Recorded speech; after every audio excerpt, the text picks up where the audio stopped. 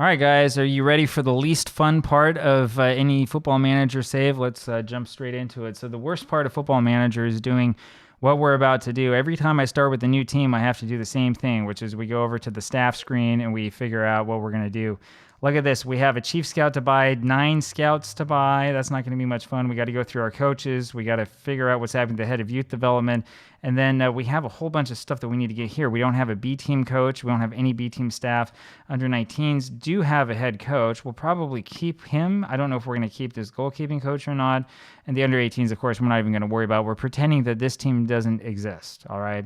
So let's jump straight into it. The first thing that I always do in these saves, it's not always been this way, but I've learned to do this, is we want to check out this head of youth development.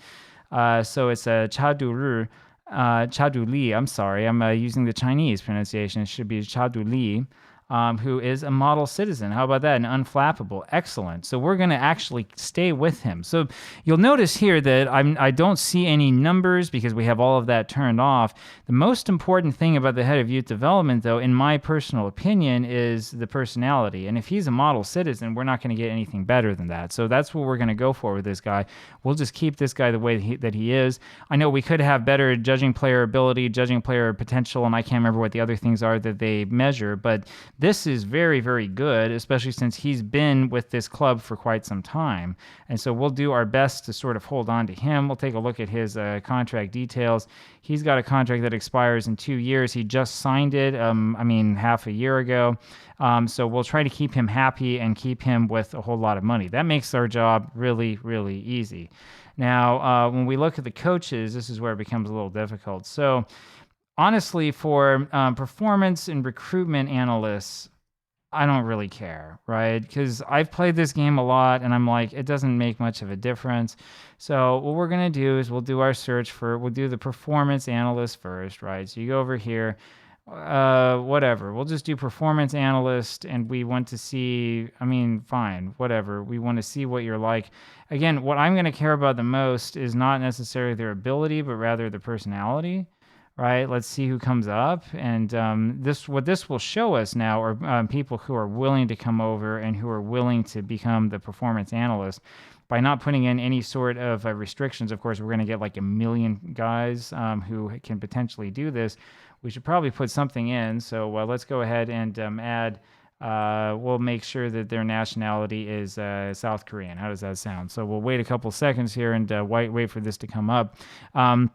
This, by the way, the staff searching screen is the screen that I hate the most because I feel like at every save I spend oodles and oodles of time just sitting around here at this screen waiting for it to load and waiting for it to come up with stuff. And I think there's got to be a better way that you can search through your own database, right?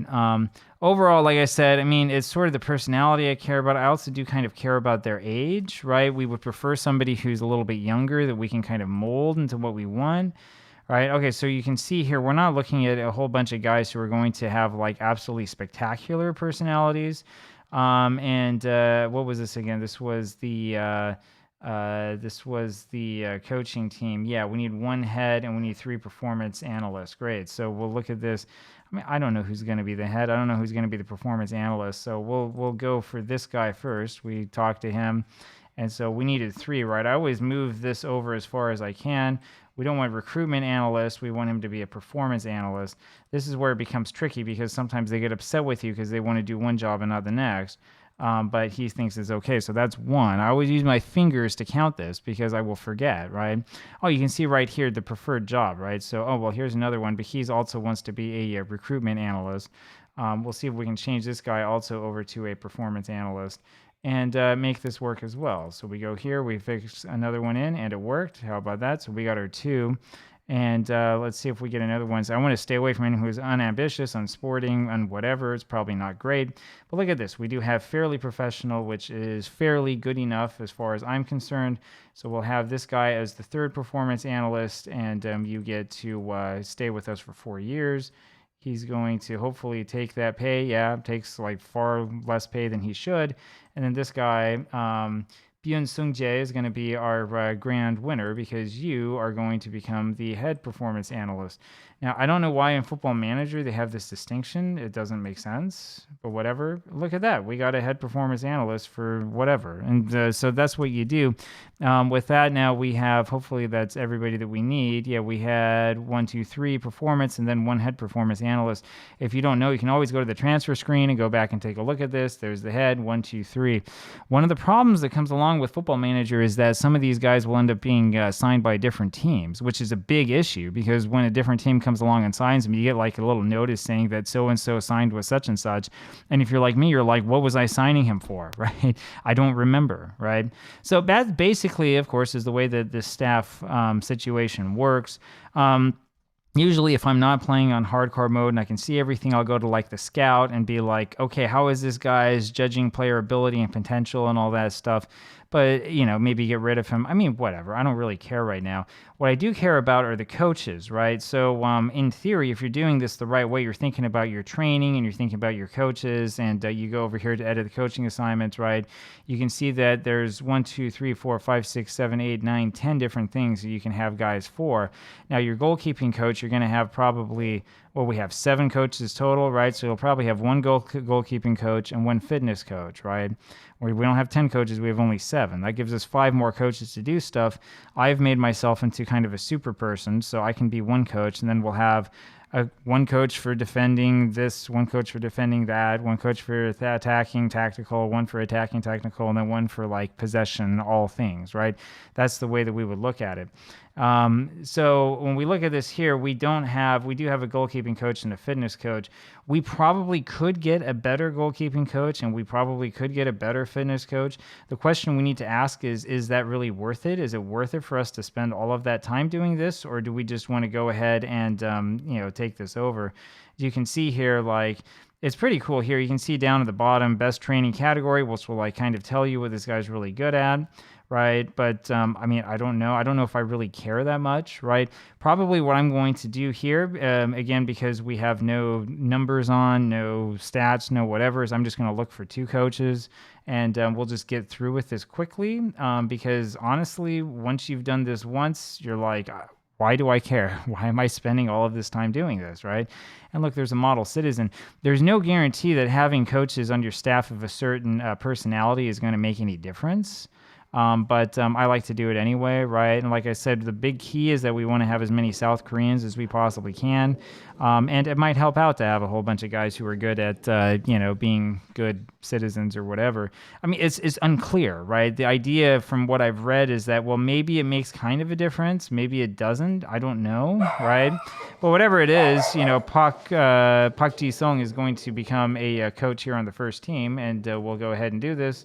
And as usual, we'll give him a long contract. Hopefully he'll take it. He will. There we go. We've got our guy. And then we can go through this again and see, okay, look at this. We have a model professional. I wonder if this guy might not be good as an assistant coach. That might be something to look into. This isn't going to tell me much. His preferred job is head coach. Let's see if we could make him. He would sign as a coach, actually, if we wanted to. All right, well, we'll make you a coach, and let's see what we can get out of you. Yep, and he'll take it. Great. So it doesn't really matter what his preferred job is. Look at that. We have a model professional, and we have a model citizen coming on as coaches, and hopefully they do come on. It doesn't always work out that way, but whatever. So what I will do with this to make this video not take forever is I'll just tell you what I'm going to do is I'm going to go through every single one of these categories for this team and the B team and the under-19 team and just fill this in. You can, if you want, you can go in and put out an advertisement for one of these positions. I mean, it's easier to do it yourself. You'll get better results if you do it yourself. You'll get what you're looking for. It's up to you, whatever you want to do. Doing it that way you think is going to save you time, and it actually won't, because then you'll get a list of guys, and then you have to go look through all of them again. I mean, it's the same thing basically either way. Last one that we'll look at really quick is scouts. Let's go find a scout somewhere. And as I'm looking at this, I'm thinking, director of football, do we really want to have a director of football? Usually I end up with the director of football having nothing to do. It depends on the finances and if we really think it's worth paying for the guy, honestly. So like the technical director, I always get rid of because, and you can, by the way, mutually terminate things with guys. They will always agree once you've come on as a new coach, right? They'll charge you a fee or whatever. It doesn't matter. Loan manager is the other thing I always get rid of because it doesn't matter. Like he's not going to do anything. Director of football, however, can do scouting for you. So you might want to keep him on because, you know, he can go around and like figure stuff out for you and be a good scout and do all that football manager scouting stuff that you want to do. It might be good to hold on to him. The loan manager can't do that and the technical director can't do that. I mean, seriously, the technical director's job is to do what I'm doing. There's no point in having this guy, right? The loan manager's job is to handle loans, and when we get that far, I will show you how I do loans. There's no point whatsoever in having a loan manager. You get zero advantage from having one, right? All you're doing is you're paying money to somebody who's not worth it, right? Director of football, I mean, maybe you want to keep him, maybe you don't. We'll keep him this time, right? Because why not, right? I mean, it's probably not going to hurt for us to have him. I mean, this guy is going to give a lot of salary, which is the one thing that hurts, right? $2,600 per week, which means that he's earning I think he's earning more than I am. Let's take a look. What is my contract? Oh no, I'm earning $13,000 per week. Never mind. So he's earning a bit, but it's not going to break the bank, right? Last thing I'll show you here is what I do to look for scouts. So again, because we're doing it like the weird way, without having any of these numbers. Like usually you can go into this and be like attributes, and we want to have the attribute for the key role of scout, and we want it to be like a certain number and stuff like that. We're not going to do that here. I know I could do that even though I'm playing hardcore mode, right? So I can't see the numbers. It will still work, right? But I don't want to do that because I don't want to do it, right? I just want to go in and find guys who have good personalities and do what I probably would do if this were real life. Find somebody who I like and say, yeah, I can work with this guy. I'm going to go work with him, right? So we need like, 9 scouts and then a head scout or whatever. So we'll go through this, and again, I will look mostly at the personality and figure out just from looking at this who we want to get. This does not look quite as good as the coaches did, unfortunately. So I don't know. We'll go for this guy who's fairly professional. So Zhang Sangming, how are you, Zhang Sangming? And we will make you into a scout. And welcome aboard. You get to be the scout. And so we'll go through and we'll sign a whole bunch of these scouts and sort of figure out what to do from here.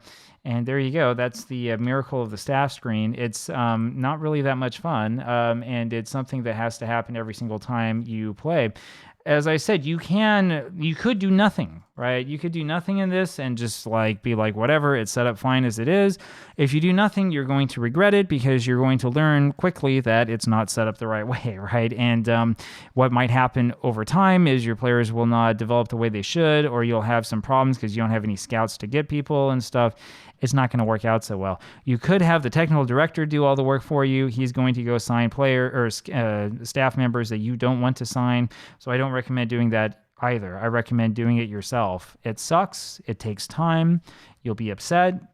You'll be like, this game's no fun. But what you'll learn is that when you do it once, you don't have to do it again and again. You'll only have to do it again if some guy gets like bought off by another team, or if he leaves. We've all had this happen. Your coach goes and becomes a head coach somewhere else, and then you kind of like make a note of him so that, you know, when you play against him, you remember, oh yeah, that's right, we have this rivalry and stuff like that. I mean, that part's fun, right? But like, you know, if you get all of this done at the beginning of your save, most of it will just sort of handle itself, right? And then you can create whatever storyline it is you want to create out of it. So, you know, there you go. There's the fun of choosing your staff. And I'll talk with you again tomorrow with more fun and games. See you then. Bye.